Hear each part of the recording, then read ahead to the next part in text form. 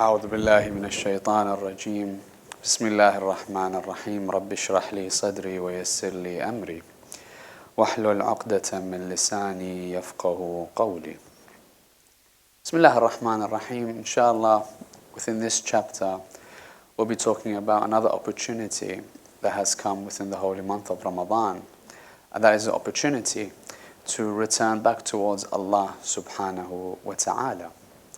Now you'll find this particular opportunity presents itself for many of those that say to themselves, after understanding obviously the amount of opportunity that there is within the holy month of Ramadan, and as we begin to understand the bounties and the doors that are open by Allah subhanahu wa ta'ala for gifting the believers from His mercy, the rewards that your breathing has its own prescribed reward, that your sleep in itself is counted as worship. Anything that you do which is small is multiplied, by Allah subhanahu wa ta'ala, depending on the quality that you present. Taking that into perspective, many a person will think to themselves that I won't even try to gain these rewards that are promised by Allah subhanahu wa ta'ala. But when asked, why don't you try to return back towards Allah? Why don't you begin to pray? Why don't you wear a garment which is known as the hijab in order for you to gain closest towards Allah? The reply is usually stating that I have sinned and I cannot bring myself to return back towards Allah because Allah won't accept that which I will be performing because I am a sinner. So you take this perspective and we'll find ourselves in this equation where they haven't understood the vast nature of the mercy of Allah subhanahu wa ta'ala. Because if we were to look at the mercy of Allah subhanahu wa ta'ala, not necessarily just in Ramadan, but every single day, as Allah subhanahu wa ta'ala's mercy is always there, where Allah subhanahu wa ta'ala states within the Holy Quran, in verse 39 of the Holy Quran, in chapter 39 of the Holy Quran, you have to redo that one. In chapter 39 of the Holy Quran, verse 53, Allah subhanahu wa ta'ala states very clearly, O my servant that have transgressed on themselves, do not despair from the mercy of Allah subhanahu wa ta'ala, because indeed Allah forgives all sins. So Allah subhanahu wa ta'ala is first and foremost speaking to those people that have transgressed against Him, against themselves. So Allah, when He's speaking towards these sinners, He's saying to them, O you that count yourself as sinners, I count you as my servants. Do not despair from my mercy. And that's very important, because once we begin to understand the mercy of Allah subhanahu wa ta'ala, we can better understand how to return towards Allah subhanahu wa ta'ala. Because if we were to look at the different elements that Allah subhanahu wa ta'ala has placed for us to see His mercy in, we find that Allah says to us that His mercy has been divided into 100 portions.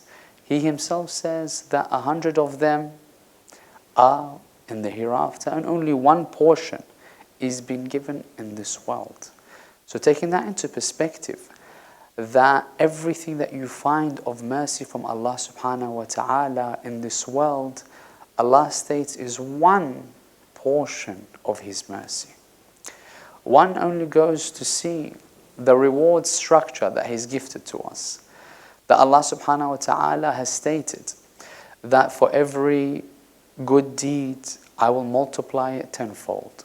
So every amal that you do that is looked at to be amal that is good, an action which is good, Allah says, I'll give you 10 rewards. And that action which is bad, Allah says, I'll only write it as one. But furthermore, He also states that I have given the authority to the angel on the right that's writing your good deeds over the angel that's writing your bad deeds on the left. It says, if you are to sin, it says, I've given the authority to the angel on the right to not allow the angel on the left to write that sin lest 7 hours have passed. Why? He says, if my servant will return towards me within those 7 hours. If he repents and returns back towards me within those 7 hours, then we do not write that sin for him. So look at the mercy of Allah subhanahu wa ta'ala. That's when you find in the tradition Imam Zain al-Abidin states very beautifully and eloquently, وَيْلٌ لِمَنْ ثَقُلَتْ أَحَدَاتُهُ عَشَرَاتُهُ, stating that hellfire is encompassed upon a person, that his ones, meaning his sins, has outweighed his tens in the scales and the hereafter. So you'll find on one level, so a person will come and say, well, I've understood the mercy of Allah subhanahu wa ta'ala, but where is its essence to a person? How can he return back towards Allah subhanahu wa ta'ala? Can you give me an example of how Allah will accept a repentance from a sinner? So you'll find many people will look at themselves and see themselves as sinners. Now, whether it be a sin that in their eyes is a sin that's grand, or they might find that which they do to be looked at as a small sin that they commit. And that's when the danger comes in, when Imam Zain al-Abidin clearly states. He says, never look at the size of a sin. Rather look at who you're sinning against. It's not the act in itself that it's small or grand, no. It's the fact that you're disobeying Allah subhanahu wa ta'ala is a true understanding of the ugly nature of a sin.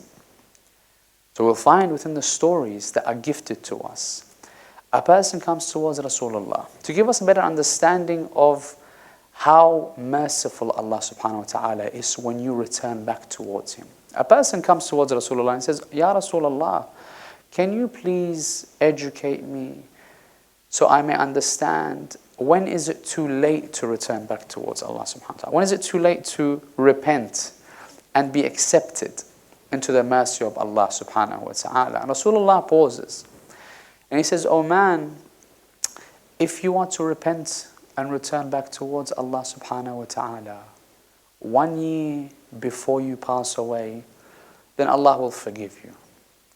Then he pauses, he says, no. If you are to repent within a month before you pass away to the mercy of Allah, then Allah will forgive you. And then he pauses again and says, no. The mercy of Allah knows no bounds.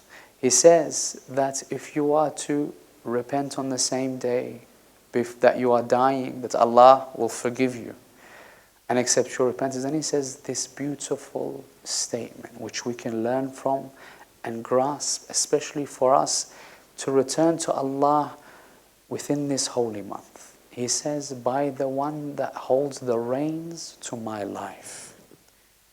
He says, if the angel of death is at your feet and he begins to extract your soul,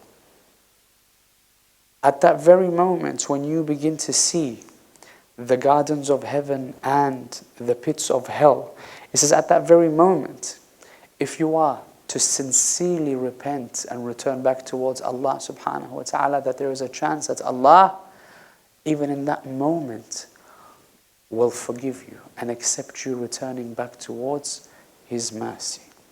You'll find in this particular tradition that's given to us by Rasulullah, he's allowing us to understand that there is no limitation of the time in which you can return back towards Allah subhanahu wa ta'ala. That Allah's door of mercy is always open to anyone that wants to and makes an effort to enter this door of mercy. And we begin to understand that Allah subhanahu wa ta'ala's mercy is encompassing even the sinners in themselves before they return. How so?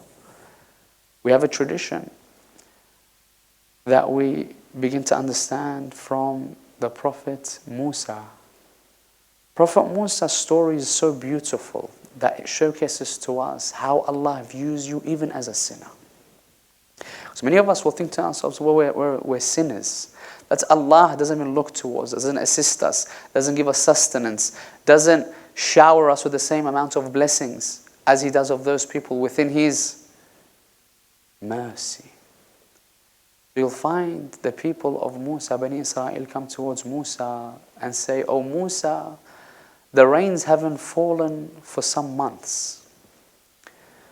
Will you not pray? He says, so we prayed, nothing comes. So he says, oh Allah, we've prayed for rains to fall, for your mercy to be showering us. Yet the rains have not fallen. And we're finding great difficulty in the fact that there's no rains for the people. Allah replies by saying, O Musa, amongst the people is one person that is a sinner. He needs to remove himself in order for the rains to fall. So Musa makes an announcement that Allah has told him that there is a sinner amongst you in the community, that if this person doesn't remove himself, then the rains will never fall. So you'll find again he announces it, and again, still no rains fall. At that very moment, this sinner within the community, hearing this, looks towards the skies. He says, Oh Allah, he says, I know what I've done. I know what I've transgressed upon myself. But oh Allah, have mercy on me and do not reveal me. I will repent for what I have done. I will not return towards that which I have done. But oh Allah, do not ruin my reputation by revealing me to the people. The tradition goes on to say, at that very moment, the rains began to fall in abundance, in which Musa says, Oh Allah, all of a sudden you told me this person needs to remove himself from the community. No one's removed themselves, but the showers have or the rains have begun to shower us. Oh Allah, what's happened? So Allah says to Musa, Oh Musa, true, this servant of mine hasn't removed himself, but he's returned towards me and I've accepted his repentance. Look at this very beautiful aspect about this tradition. This is the thing that we need to take from this chapter tonight. That Musa says to Allah, Oh Allah, will you not reveal that person that is within the community that was a sinner? So Allah replies to Musa, He says, Ya Musa, when my servant was disobeying me and was a sinner, I protected him with my mercy. I did not reveal him to the people. I did not reveal him to you. O Musa, now that he's returned back towards me and has repented, do you think that I will reveal him and ruin his reputation? Taking this into perspective, we begin to understand not only does Allah have mercy and blessings on those people that repent towards Him, but Allah also has a protective layer and an aspect of mercy even when you're sinning. That's why He says in the Holy Quran, do not despair, for I, Allah subhanahu wa ta'ala, forgive all sins. So inshallah, in this particular chapter, we begin to understand that it's one of the best things to do in the start of such a blessed month in order for us to gain its rewards to its complete manner, that we need to first and foremost repent and return back towards Allah subhanahu wa ta'ala in order for us to start a new chapter within our life, and in order for us to elevate in spirituality and gain a closer connection towards Allah subhanahu wa ta'ala. Wassalamu alaikum wa rahmatullahi wa barakatuh.